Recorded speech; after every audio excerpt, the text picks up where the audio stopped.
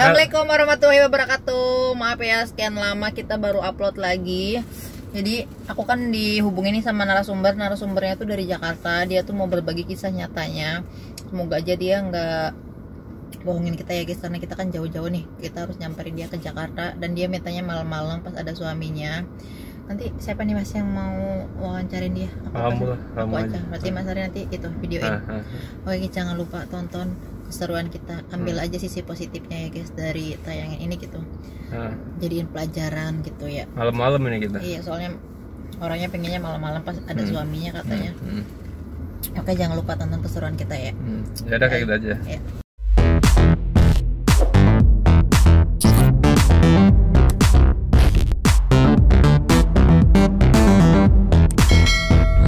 A few moments later. Guys, aku sekarang udah di Jakarta. Aku lagi di rumahnya kakak. Jadi aku kan dihubungin nih sama kakak, mau tanya-tanya lah seputar kisah kakak, biar ini tuh jadi motivasi. Jadi biar kalian itu nggak sampai kejerumus kayak kakak gitu. Ini tuh real dari hati kakak. Jadi pesan buat semuanya gitu ya, jangan sampai kayak kakak gitu. Kak, aku boleh tanya-tanya nggak? Kakak namanya sama umur berapa kak? Nama aku Mary. Namanya Mary. Umur 33. Aku udah itu ya, ada 33. Terus kakak asli sini atau merantau kak? Merantau. Kalau aku tanya lebih lanjut dan lebih dalam, boleh kak? Boleh. Silakan. Kakak itu dulu sejak kapan sih kak terjun ke dunia malam? Sejak sekitar tahun 2010 Sampai 2020. Apa namanya biasanya itu ngapain aja gitu kak pas yang di dunia malam itu? Sempat kerja di ada bawaannya, ada bosnya itu 6 tahun dan 4 tahunnya itu saya jalan sendiri gitu. Itu tuh sampai ke situ tuh karena susah, pas dulu itu susah nyari kerja atau gimana itu kak awal-awalnya? Ya kan awalnya kan saya merantau, terus saya memang cari kerja di sini agak sulit ya gitu. Nah kebetulan teman saya tuh nawarin saya kan, akhirnya ikutlah sama teman saya itu, karena kan kalau misalkan di sini nggak cepet-cepet dapat kerja, saya mau makan apa gitu kan, sedangkan kosan harus dibayar, terus lagi pula di sini juga saya nggak punya saudara gitu, nggak punya temen gitu, jadi ya udah. Jadi makanya dia kakak jadi ke situ terjunnya ya. Gitu. Itu biasanya sehari berapa tamu kak sama penghasilannya gitu? Gimana kak? Biasanya sih aku waktu itu 3 paling banyak atau 4 gitu. Tapi Itu tamunya 3 biasanya gitu. itu dari mana aja kak? Itu ada dari lokal, dari luar negeri juga ada. Tapi biasanya itu tamunya kayak pernah ngancem kakak kayak gitu apa enggak? Apa dia misalkan kayak ada yang suka tuh sama kakak tapi kakak lagi ngelayanin yang lain kayak gitu, suka ada yang pernah kejadian kayak gitu. Cuman kan saya namanya masih ikut sama bos ya gitu, jadi ya sudahlah, apa namanya, nggak saya rewes gitu, nggak saya hiraukan. itu keluarga tahu nggak sih kakak kok sampai ke dunia malam kayak begitu? Nggak tahu dong, kalau tahu bisa dicekek, bisa dibunuh saya. Apa sih namanya itu kakak bisa berhenti dari dunia malam itu kenapa itu kak? Itu karena waktu itu saya kena penyakit gitu, nggak usah sebutin lah ya penyakitnya. Itu karena menurut saya ekstrim banget. Dari situ saya berhenti karena emang bener-bener badan saya tuh habis banget, sampai sampai 35 kilo. Yang kurus berarti itu nggak Iya, usah pakai sampai- diet gitu langsung, Iya, udah sampai minimalis kurus banget gitu, sampai bener-bener aduh habis iya, total. makanya dari situ saya udah Itu kakak cuma berhentinya tuh karena sakit doang atau ada tragedi yang lain apa gimana gitu kak? iya karena sakit, sampai bener-bener sakit parah lah gitu. jadi kakak udahan nggak Iya. mau lagi ke dunia kayak begitu. Ya, dan nggak ada yang nolongin gitu di sini juga karena emang merantau, terus juga jauh dari orang tua, terus Tapi kakak ini saudara sekarang pun nggak tahu. sakitnya udah sembuh apa masih berobat atau gimana gitu? Alhamdulillah sih sekarang udah mendingan. Ini berat badan saya pun udah mulai udah saya ya. mau kan gitu ya. Tapi itu kakak kadang terbesit nggak sih ada niatan pengen balik lagi gitu ke dunia malam kayak gitu nggak sih? Kayaknya enggak deh. Enggak, udah. Karena sudah cukup lah merasakan sakitnya itu kayak gimana gitu. Pelajaran guys buat yang lain jangan sampai kayak gini ya Iya. kayak kakak ya guys. Nah, apa sih namanya?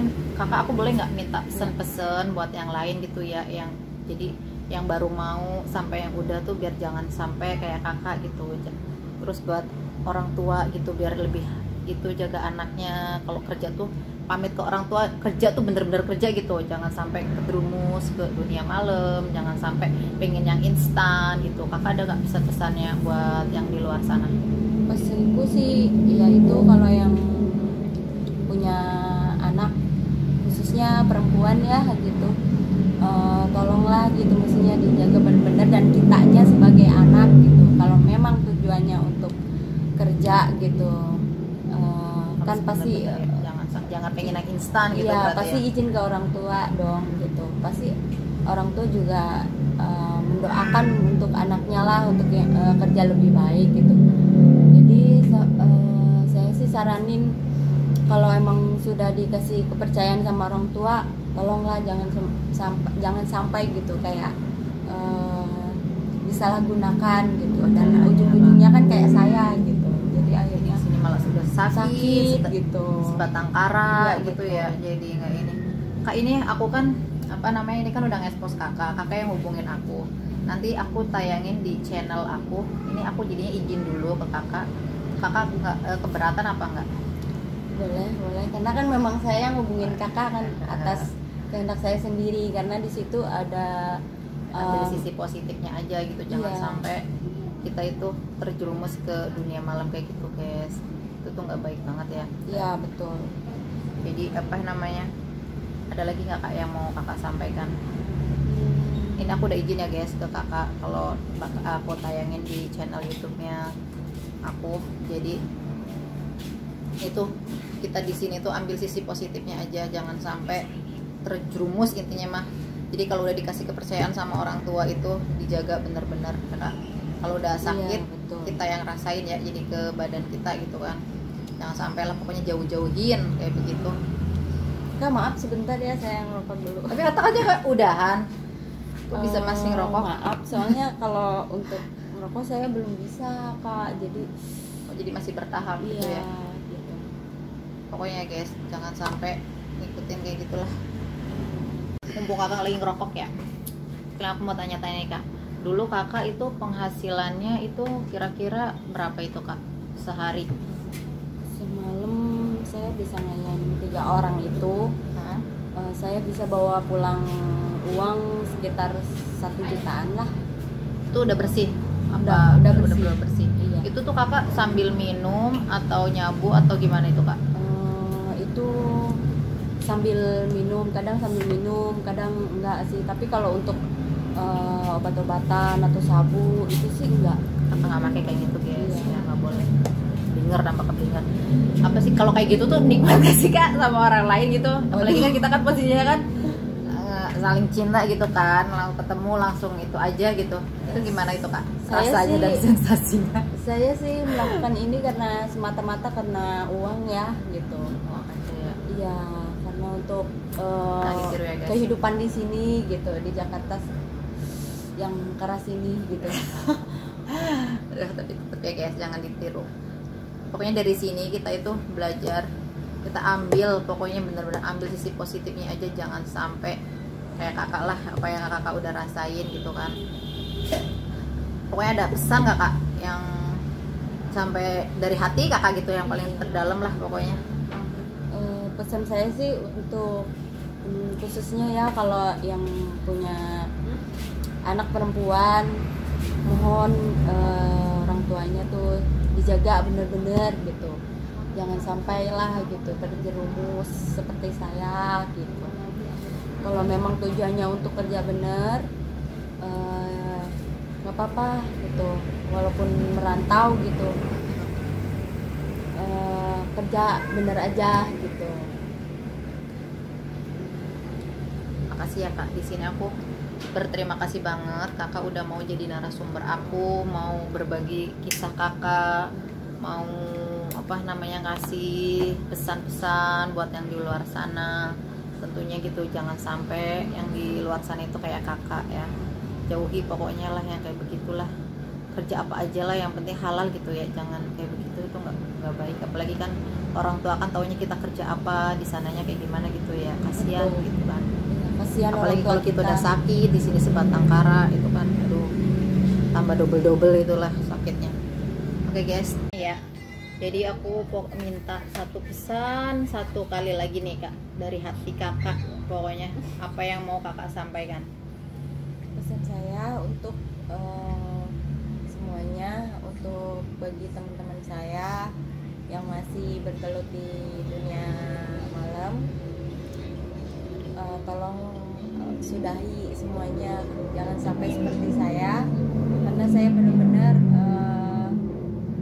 ingin teman-teman saya sehat, dan saya juga mohon untuk yang punya anak perempuan, mohon dijaga kalau memang untuk merantau, kerja bener yang baik-baik saja gitu.